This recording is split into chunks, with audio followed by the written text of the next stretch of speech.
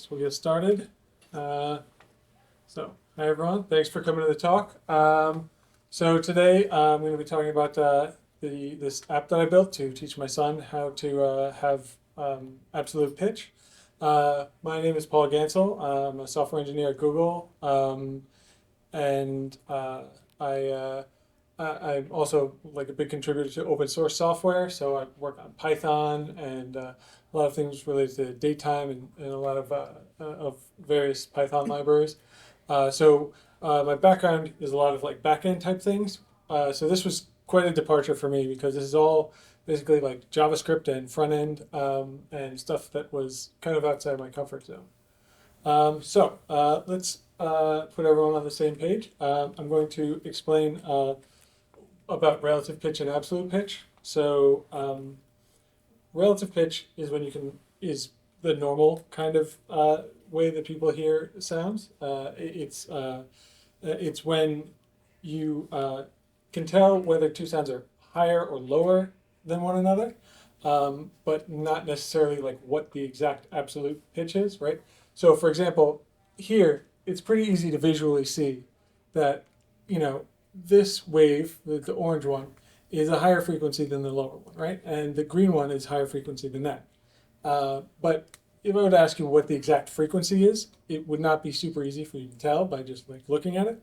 Whereas if I look in the Fourier domain, you can see like, okay, this one is like 2.5 kilohertz and this one is 7.5 kilohertz. Like you can pretty easily see just from looking at it what the absolute frequencies are, not just the relative frequencies. So when what I've heard with people who have absolute pitch, that it's kind of more like the way we see color. So like most people have relative pitch, right? So you can tell when something's higher or lower, right? But you have absolute perception of color, right? So you see red or you see green, and it's just green or red, right? You don't have to like compare the color of something to like some swatches to see like, oh, how red this is. So I thought it would be interesting to have absolute pitch, but it's usually not especially important.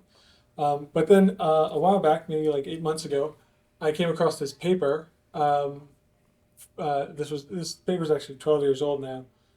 It's from a Japanese music school, and they say that they have some technique that can reliably give children absolute pitch. So they do some sort of technique where they train children, and they say that it works very well for anyone between the ages of 2 and 6. I have one child who's 2.5 now. He was less than 2 before, and another child who is now 6, and last year he was 5. So I was immediately thinking like, okay, well, if I want to do this, I should do it like now, before my older son ages out of it, right? Of course, there are some reasons to be skeptical of this claim, right? It's just like one paper that says how you can do this. My baseline credence for psychology research is like extremely low. If you know anything about the replication crisis, like you will know that like, things from 12 years ago that is just like one paper is not especially likely to replicate because most findings don't replicate. The study was also performed by the Ichienkai Music School. So like this person is from the Ichienkai Music School. That's the school that teaches kids how to have perfect pitch, and they sell books about it. And I think that's the only thing they do. It's not like they are teaching you other music things. I think it's like you send your kids there to have perfect pitch. So they have some incentive to say that they can do this perfectly. The dropout rate in the study that they had was also like ridiculously low. So it was a longitudinal study of 24 participants.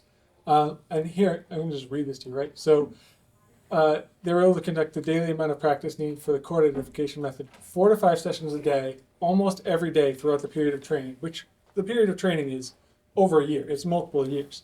So I don't know if you've ever tried to get a child to do something 5 times a day for 2 years, but I would not suspect that 22 out of 24 randomly selected children would be able to accomplish this task. So there's definitely something fishy going on there. Also, the effect size was shockingly huge because of the 22, again, 22 out of 24 completed this program. Of the 22, all of them got perfect pitch. So all that sounds sketchy as hell to me. But I don't know. Why not? Right? I think there's some reasons to think that maybe it actually is easier to give people perfect pitch than you would think, right? Like probably no one's really trying that hard, so maybe it actually is really easy because it's not. It seems useful, but like again, like who's going to force their kids to do these things for multiple years, like just to have some skill that may or may not be useful when they're older. I also think it is quite likely that there are critical period effects. So if they're right that there's a critical period, then that might be why people didn't immediately think that this was feasible and haven't been investigating it as much.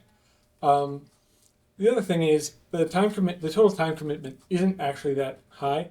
You have to do this like 5 times a day, but they're like 2 minutes at a time. So if you add it up over the course of a couple of years, it's like the equivalent of sending your kid to summer camp. It's just distributed in a very annoying way.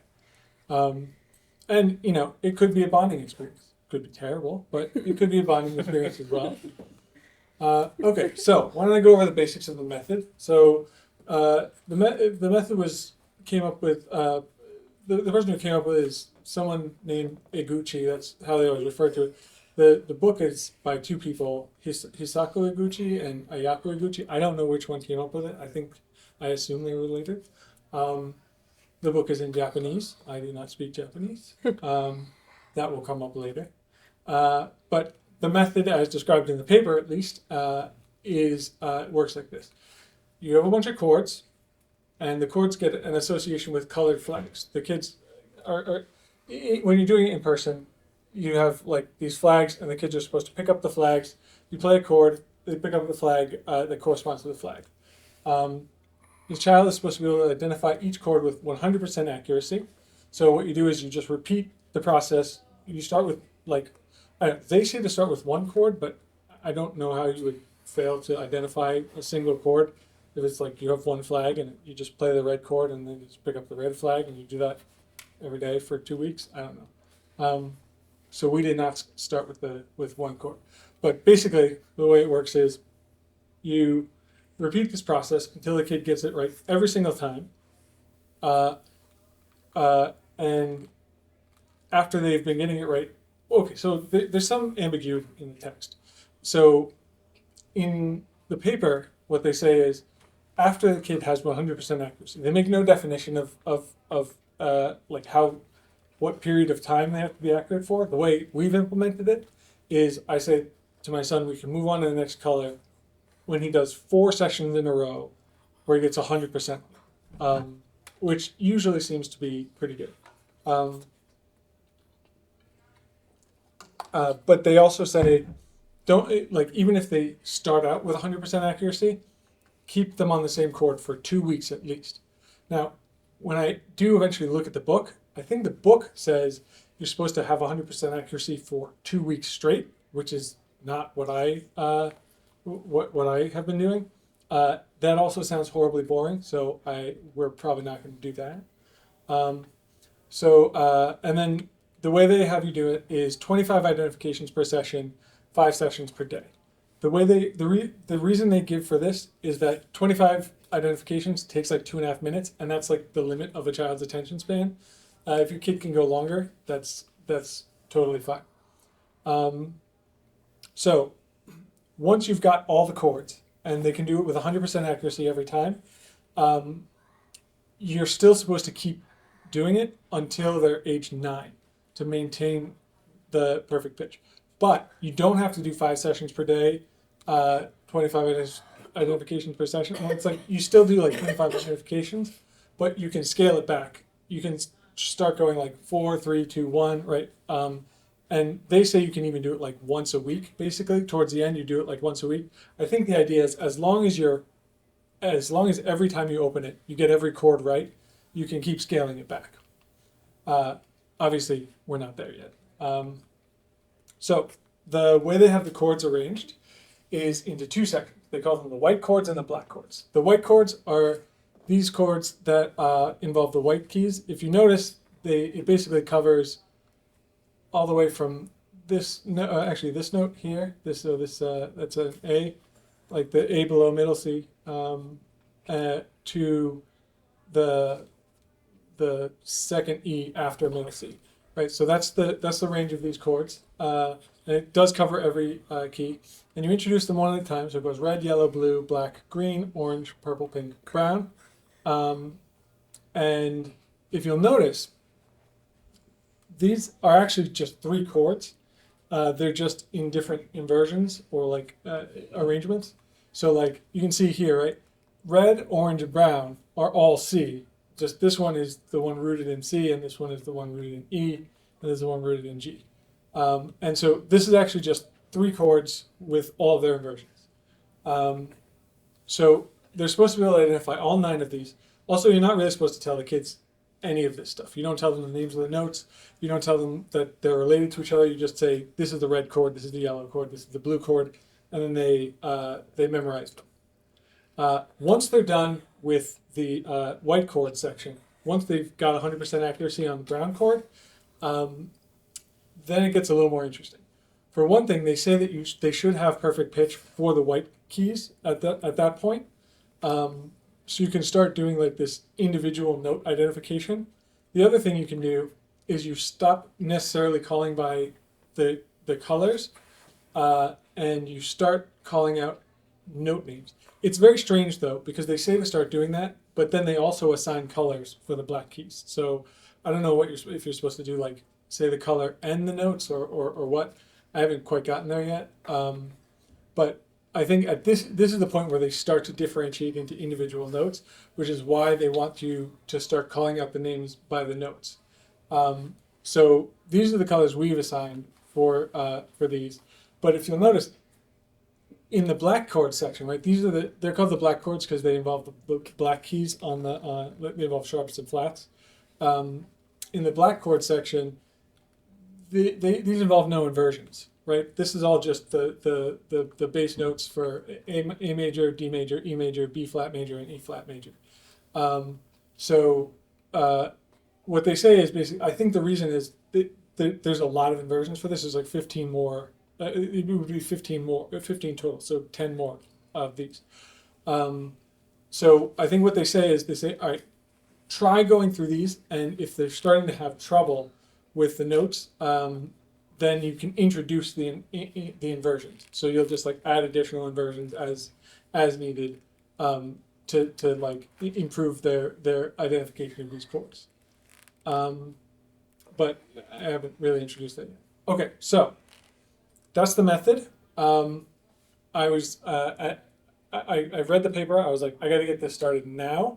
I don't want to have a piano that I have to carry around with me so that I can do this 5 times a day wherever I am.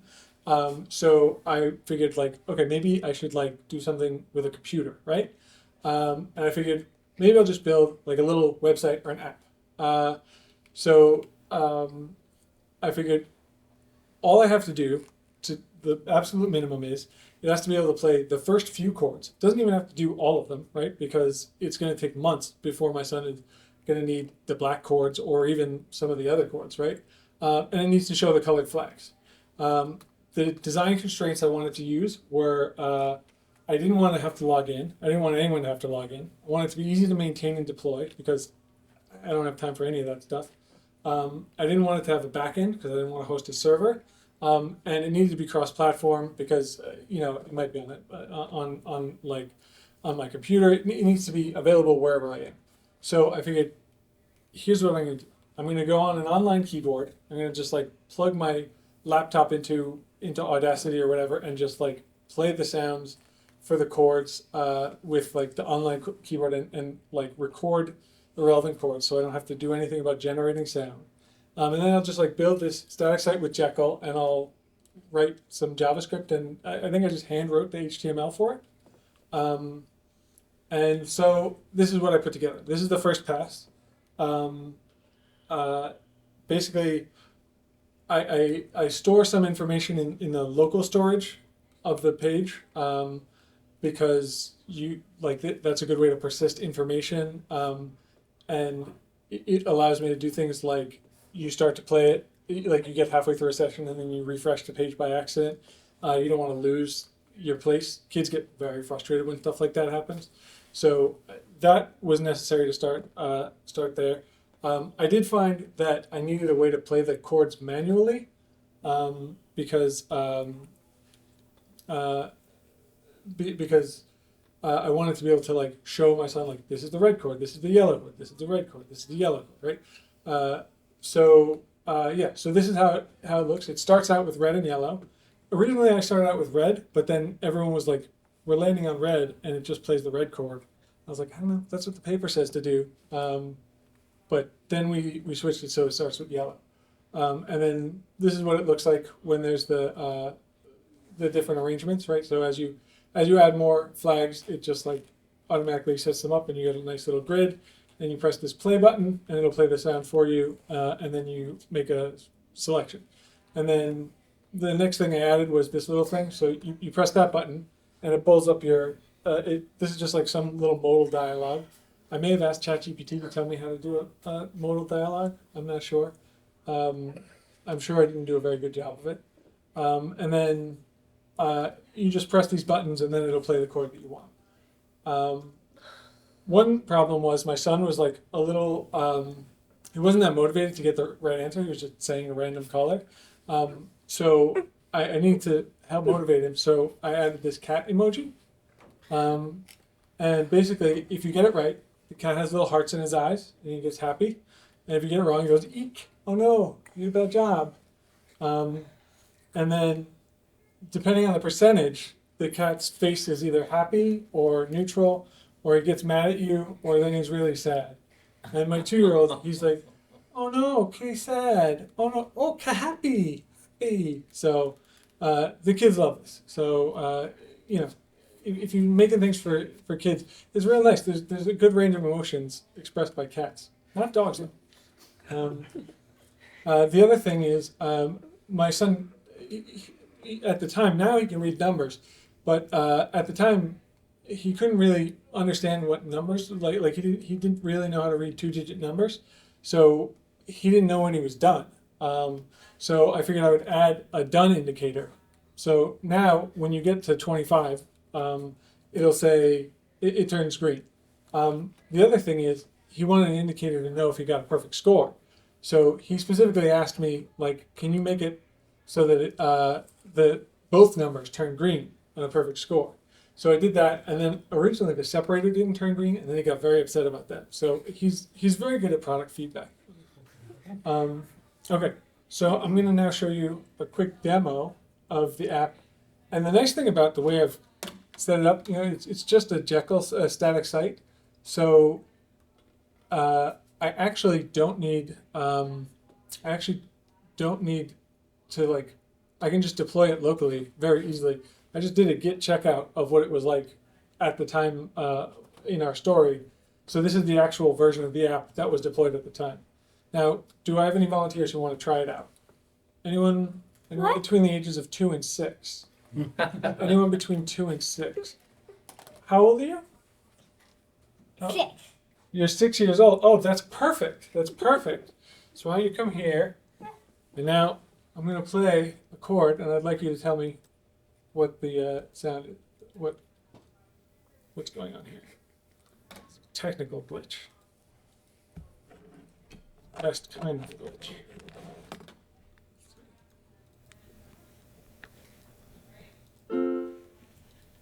Okay.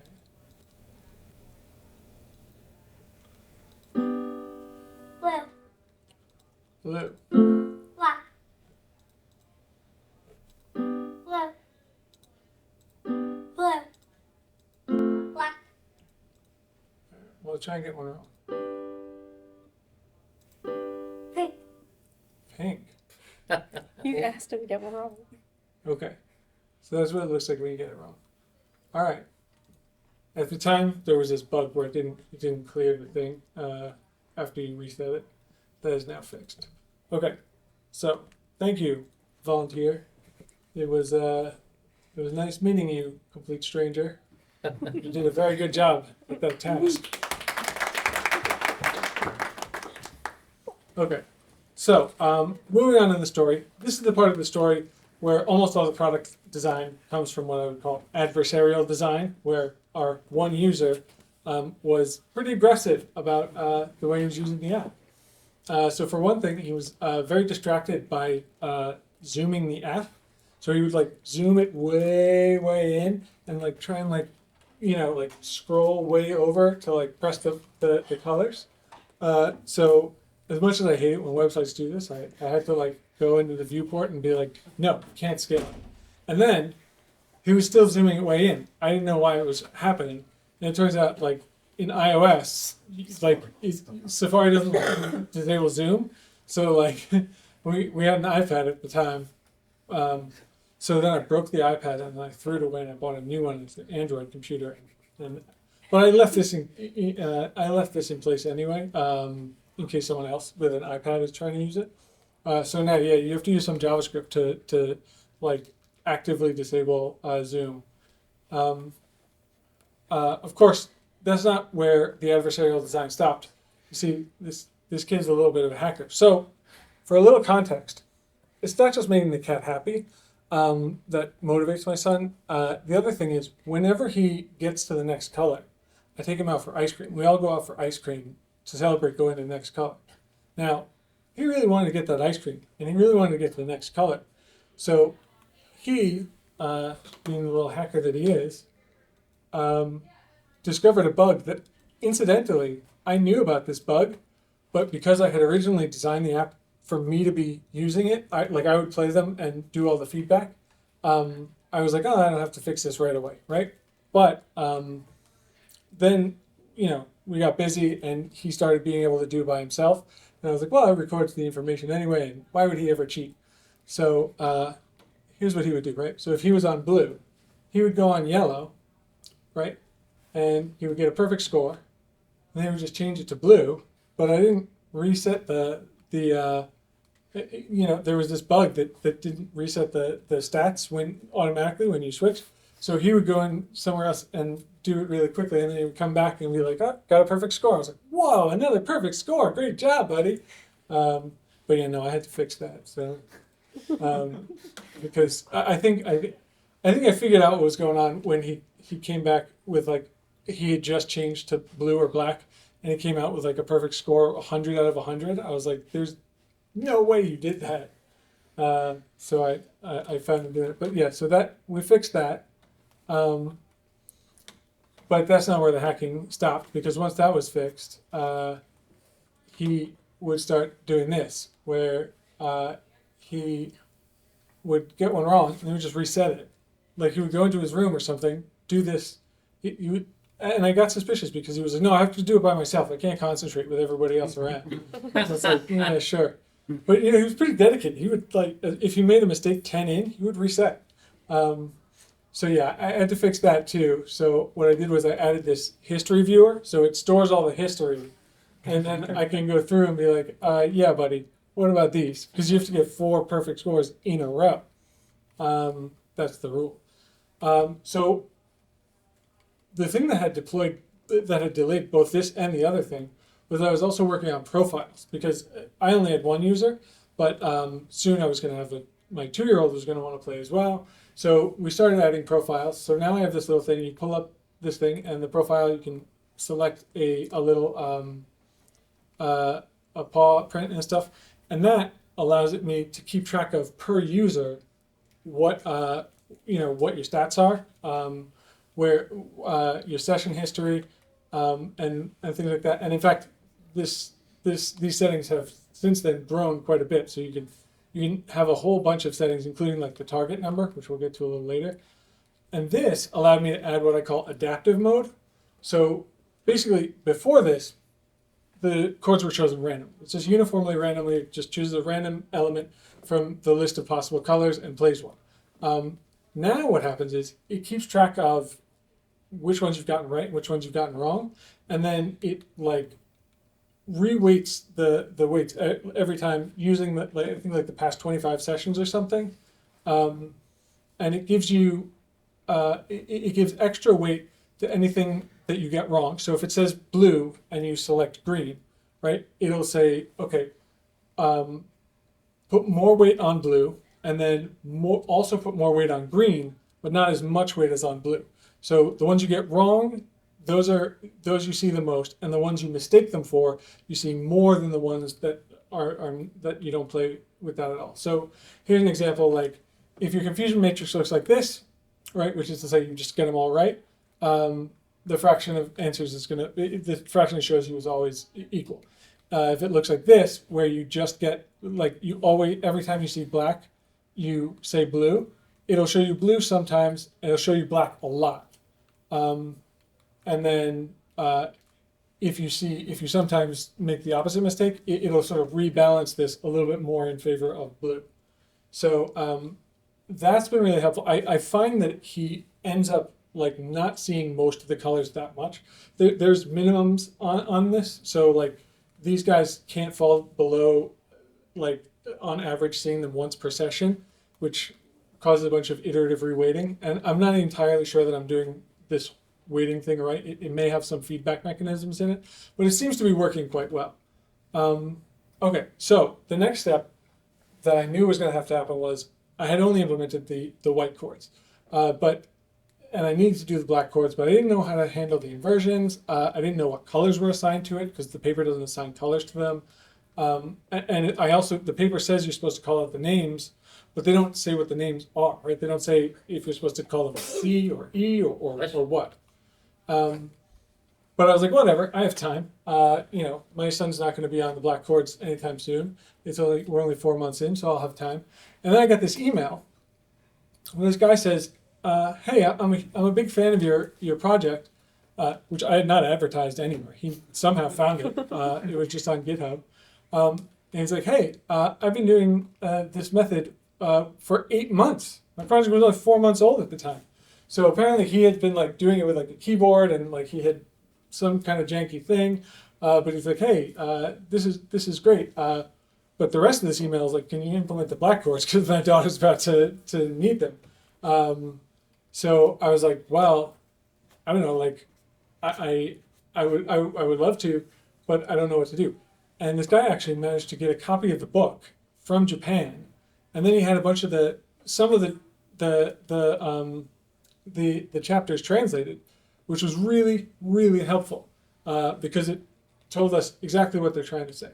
So the way their method works with black chords is they say you can call the notes out by name, but the specific names don't matter. You can call them, like I think they recommend you do like C, E, G and things like that in the Western system, but they usually call them like do, re, mi, and this is a Japanese school, so like and they're also saying like if the kid doesn't understand letters or whatever, you can just use like a picture, right? And they recommend these things, but these things are irrelevant because like this is do, re, mi, fa, sol, la, ti, da, but they're relevant because this is donburi, which is like an acorn, and remon, which is like a lemon, and mikan, which is like an orange. But like, if I said acorn lemon, it wouldn't be do re. It doesn't make any sense in English. The other thing is they do have colors assigned to the black chords, but only the main sequence. Like this thing in parentheses, that's a color, and then these parts are that's just saying like, the different notes. But you'll notice these ones don't have colors. So these are the inversions, and they don't have colors for them. But we looked up what the colors are, and we decided actually to change them because I think they just decided that the colors, they decided the colors arbitrarily, and their colors are relevant in Japan, but like not any color that we've heard of in English, and not something like a child is not going to say chartreuse or hara iro, whatever that skin color is. So we went with gray because A major, gray major, tan, and then this is E major, green, so light green. So this is what we settled on, and this is what the full grid looks like. I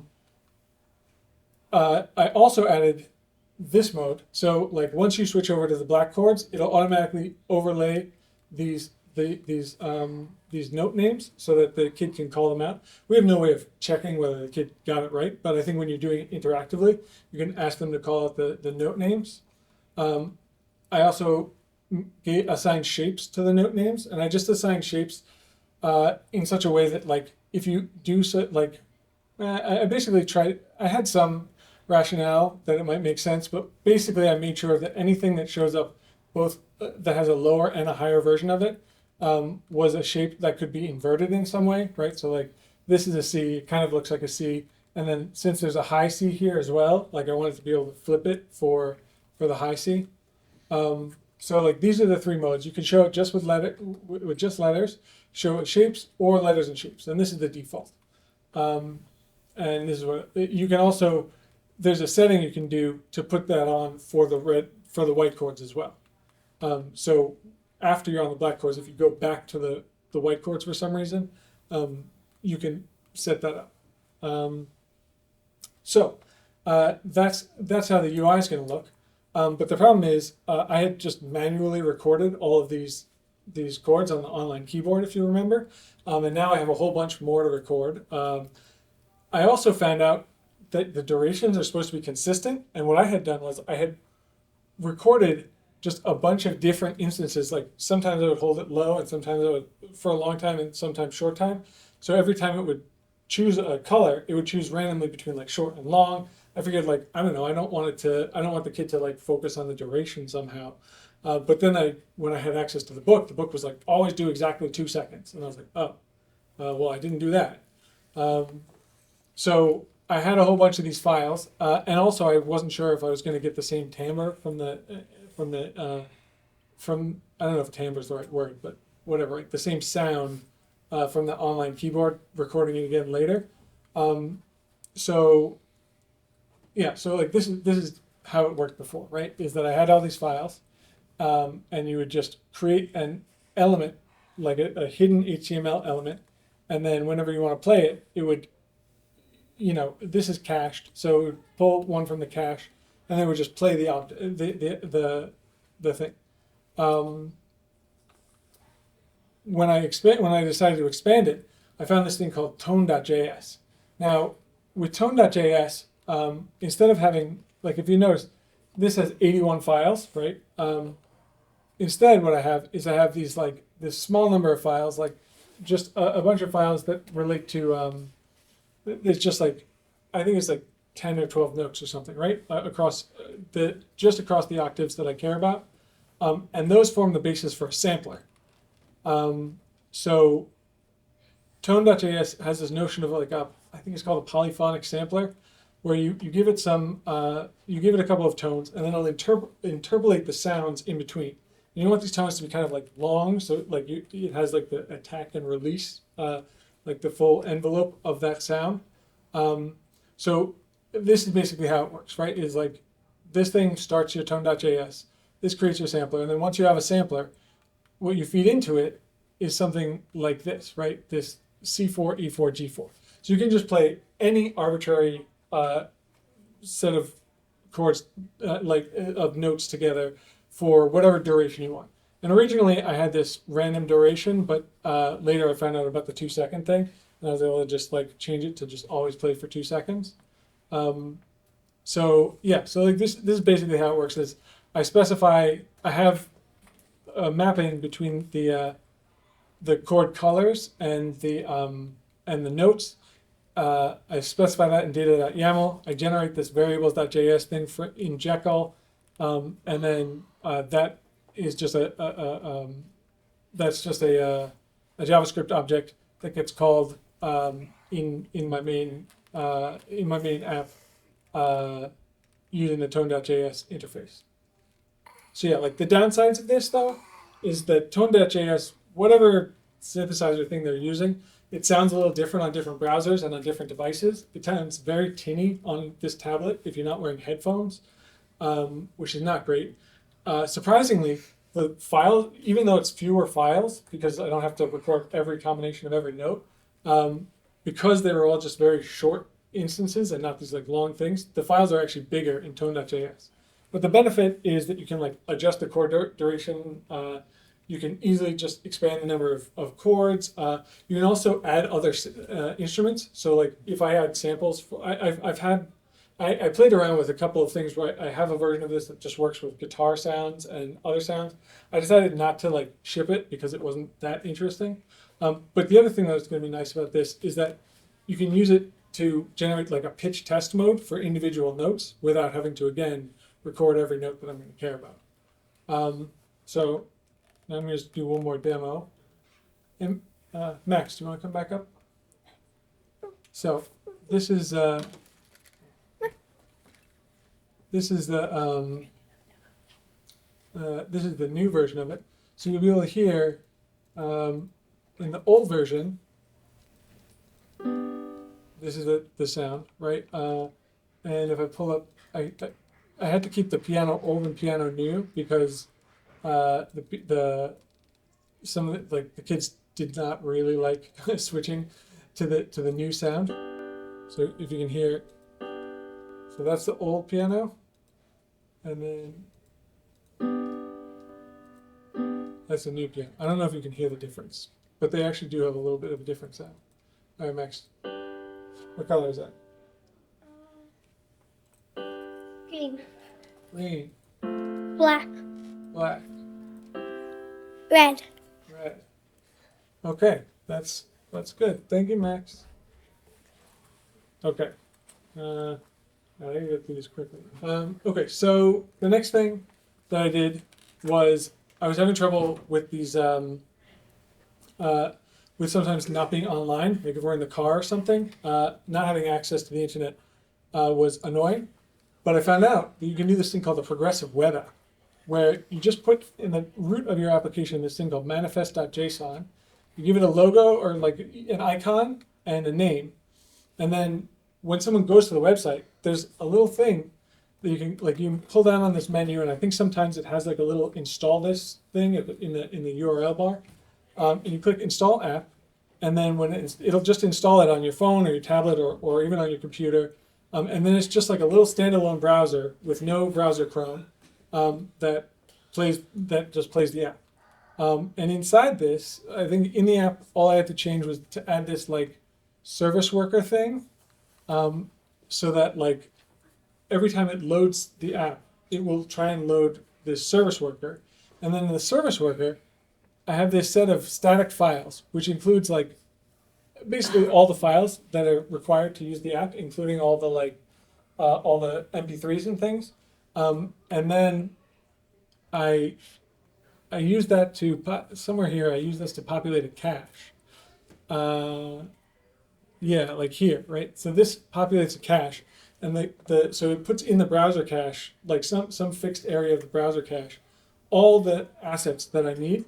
So that when you load it, it's going to go to the service worker. The service worker checks the caches first, and then won't even hit the internet in order to load it. So it'll load the page, it'll load all the music and things like that. And for the most part, this just works. Like it works offline, which is really useful. So now the question is it working?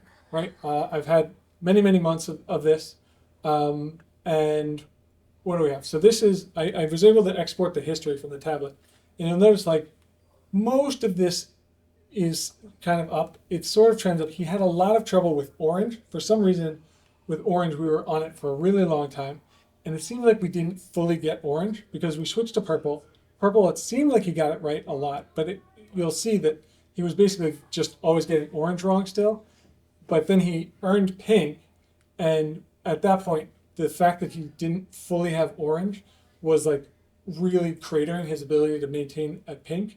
So that was just like pink just got really bad. So what we ended up doing is we went back to orange, and this is also the point where I switched over to the tone.js version, because at first he didn't want to use the tone.js version. And then you'll see this much more normal course where he starts out not super great at it, he gets better and better, then we switch to purple, he gets better and better, switch to pink, and the pink has also taken a long time, but it's not like problematic in the same way. He actually is very good at pink. And honestly, even orange, his mom and I cannot really do that well. This is probably the first thing in his life that he's been better at than his parents. which it's an interesting thing to finally be better at something than your parents. So how long it took? The fastest was green. I think he basically got green right away. Like I think green was just so different than black that it was easy. But then orange really screwed him up because I think what had happened was he was like green is the one that's the highest note, and once orange came in, it threw things off. So orange he was on for like 3 months, and you can see here, right? This is the first time around doing that should say purple, purple and pink, and you can see like there's a lot of he's mostly taking orange and thinking it's green, mostly thinking orange is green here. He always got the green right if it was green. So then when we went through again, you can see that he made the improvement by actually getting orange down, because you now no longer see any density at that part of the matrix, right? It's all just like purple and pink are what's confusing, because purple and pink are relatively similar sounds. That's that. And then I'll also show you, this is the daughter of the guy who's a little bit ahead of Max, and you can see here's her doing a perfect pitch test, or like an individual note test. So that's her doing the. Okay, we're going to try a few pitches on the keyboard, okay? Are you ready? Yeah. Okay. B,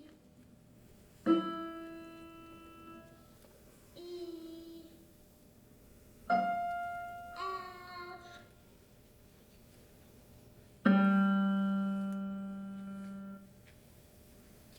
G, A.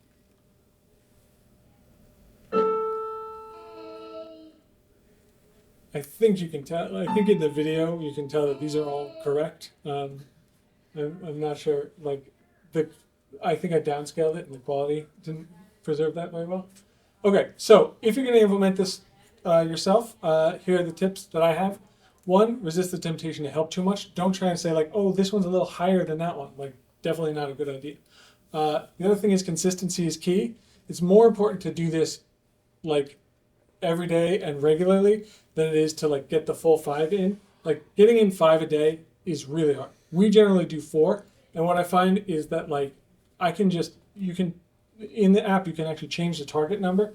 You can increase the target number, try and keep the total weekly identifications the same. So if you're doing it 3 times a day, like in the morning as soon as they get home from school, and then right before bed, then you change it to like 40 or 45. We do it 4 times a day, and so we change it to like 30. But yeah, I recommend doing it like always with something else that's happening regularly, and also try and get the kids excited about it. Like the ice cream thing is a huge motivator for my son. So like in the book they say like try and make it so the kids don't care, because you don't want them to feel discouraged. But some kids are, do whatever works for your kid really. Okay, so the last thing I'll mention is that I haven't had a huge amount of time to work on this. I'm not the best person at UX, so if you want to get involved, or if you know anyone who might want to be involved, there's a lot of things that could be improved. One thing is like, I don't think these look great. Like I feel like they need a border, the contrast could be better, maybe the shapes could be nicer. So, if someone wanted to work on that, or eventually I will. The other thing is, I still haven't included the inversions for the black chords. I don't even really know what it looks like. This could be a mock-up of like maybe some sort of thing where the flags have like multiple colors together, or they're just like white flags with numbers on them. It's a whole UX question, and I would love to have someone take some time to work on that. The other thing is something, even though the progressive web app thing works, every once in a while we'll open it and it'll be like, you're offline. I think it's something about the cache just invalidating itself over time. So I would love to be able to figure out why that's happening. And if you know anyone who speaks Japanese and might want to translate more of the book, like this is the table of contents, the blue parts are the parts that we've translated. I feel like there's some pretty good information in there. So if you know anyone who wants to like do a bunch of Japanese translation, that is something that could be very interesting. We could also use documentation. Like the extent of the documentation for how to use this thing is like a YouTube video that my son and I made. And it's like you could watch the video, but it would probably be better if there was like some written documentation that people could read through. Okay, but that's it. That's 45 minutes. So I guess I didn't really leave any time for questions, but I will be around to talk to people if you want afterwards. And thank you for coming to my talk.